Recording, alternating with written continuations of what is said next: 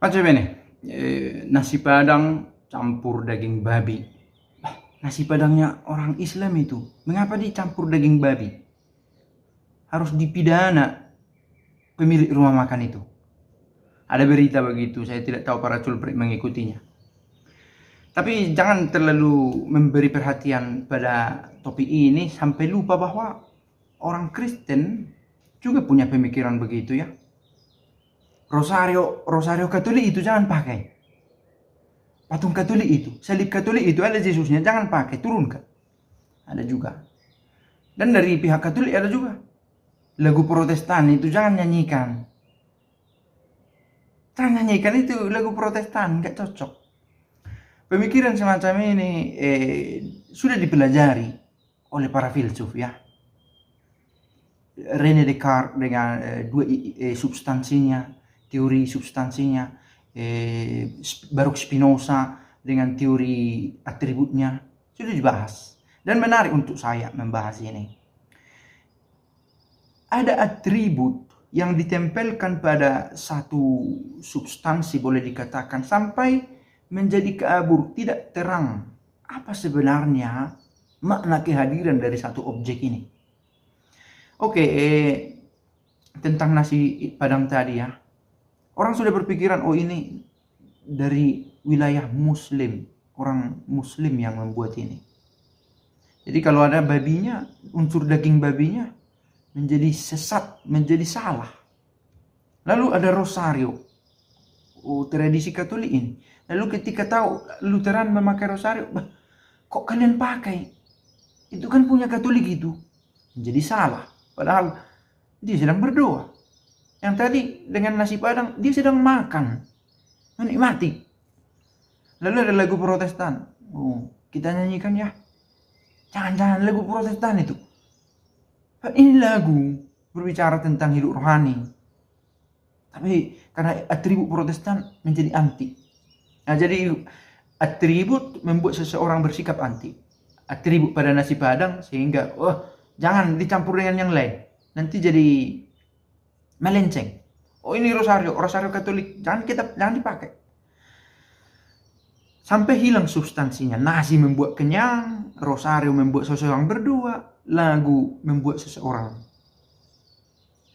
mendalami dua kali lipat lebih baik. Misalnya. Nah, tentu diperlukan atribut, oke, untuk menegaskan identitas. Nah, misalnya lagu Protestan tadi. Benar juga kalau dia lagu yang berkata bahwa kalau ada misalnya tidak ada Maria bukanlah penting dalam gereja, contoh, dan itu kita nyanyikan, tentu harus dipilah juga, kurang tepat. Atau jangankan lagu Protestan, tidak semua lagu Katolik, katakanlah lagu Katolik cocok dinyanyikan dalam liturgi gereja Katolik. Harus dibedakan lagu rohani dengan lagu liturgi. Atribut perlu juga untuk menegaskan, ini lagu Ekaristi. Oke, sehingga kurang tepat untuk dinyanyikan pada lagu pembukaan contohnya. Atau ada pernah itu, pastor, kami mau nyanyi nanti waktu komuni bahasa Indonesia, katanya. Wah, bagus, silakan nyanyikan. Lalu dinyanyikan, Tuhan kasihanilah, Tuhan kasihanilah. Itu lagu sebelum untuk ritus tobat. Menjadi secara liturgis tidak tepat. Secara liturgis lagu itu bagus lagu liturgi ya, bahkan dia sama-sama lagu liturgi, tapi salah penempatan, kurang tepat penempatannya, menjadi tidak selaras. Nah, kalau dimasukkan ke bagian dari lagu liturgi yang seharusnya lagu rohani, tidak pas juga. Maka diperlukan atribut untuk menegaskan identitas. Nah, menjadi persoalan adalah ketika dua hal ini, dan memang demikian sepanjang waktu berlangsung, tidak terlepaskan sehingga orang kesulitan menemukan nilai terluhur dari satu objek. Oke, Kembali ke soal nasi padang di awal. Nasi padang campur daging babi, ditolak. Padahal ini nasi membuat kenyang, oke? Substansinya adalah makanan. Makanan masuk ke tubuh, menjadi energi. Atribut halal, non halal, punya suku tertentu dengan agama tertentu, itu menyempitkan juga, menjadi tidak banyak bergerak. Rosario misalnya, rosarionya Katolik. Atribut Katolik ini menjadi menyempitkan niat orang, menyempitkan ruang berpikir orang tentang berdoa. Ada seorang Lutheran berdoa dengan rosario. Dia berdoa, itu substansinya media, alat bantu untuk berdoa. Itu tidak, atribut Katoliknya itu ditempel kemudian. Bahwa itu ada di dalam gereja. Sebelum berbicara soal Protestan Katolik, soal adanya Protestantisme Lutheran, sudah ada 2 Salam Maria. Dan ini juga dibawa juga oleh denominasi tertentu di luar dari gereja Katolik.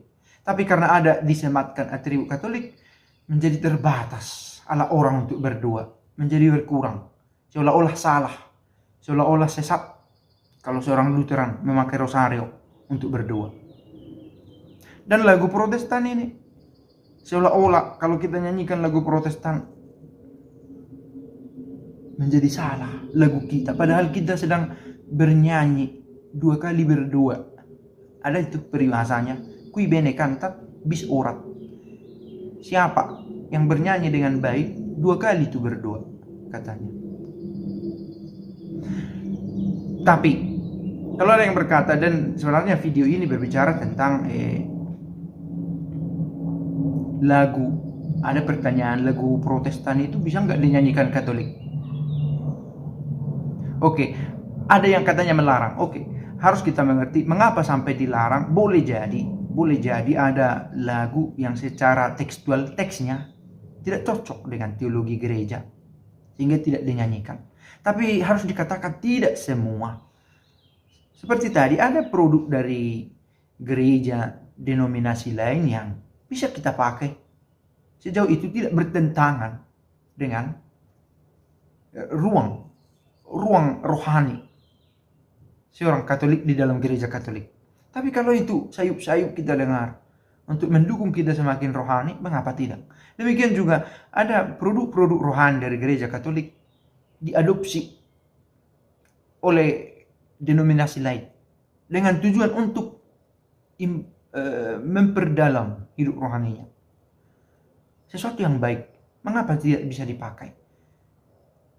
Tetapi dalam hal ini harus ditegaskan identitas dengan bantuan atribut tadi. Dengan tetap sadar, saya ada dalam gereja Katolik, dan saya menyanyikan ini untuk semakin memantapkan iman saya dan bukan untuk mengganggu identitas saya. Katakanlah itu tadi soal lagu gereja Katolik, lagu liturgi dengan lagu rohani yang meneguhkan, menghangatkan hati. Mudah-mudahan berguna video ini dan pace bene.